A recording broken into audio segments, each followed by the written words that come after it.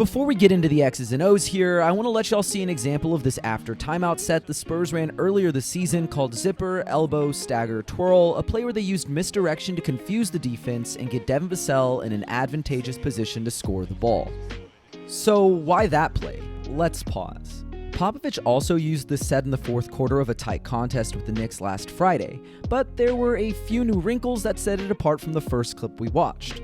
We'll touch on those differences as we go through the actions of this ATO, but it all starts with the zipper cut Vassell makes off the Cedi Osman pin down screen to receive the ball at the top of the key.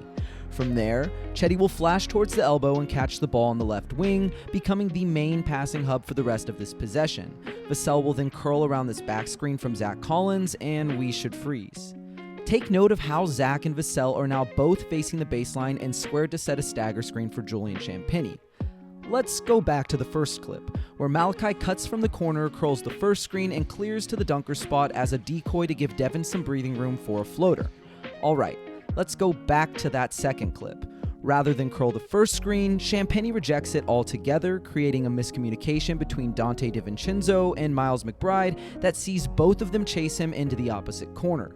And by the time they realize their mistake, Vassell has already escaped to the perimeter via a Collins pin down for a wide open three. Why don't we move to the other side of the floor and pause things up top? As most Spurs fans probably know by now, San Antonio is not exactly a juggernaut on defense, but I loved the sequence from them as they fought to stay in a close game down the stretch against the Warriors.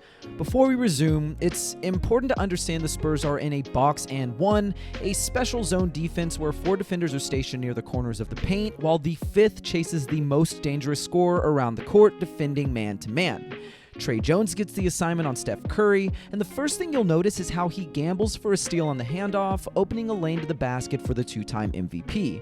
But this is where having a generational rim protector manning the strong side corner comes into play, and Curry rethinks attacking the rim to retreat to the perimeter. And if you listen closely, you can hear Cedi Osman calling out the coverage for his teammates.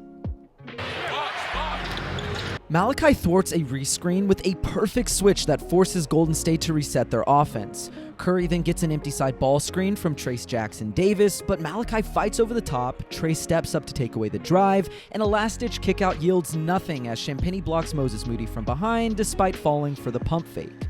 The Spurs cause a shot clock violation here, and Popovich can still work his magic on both ends.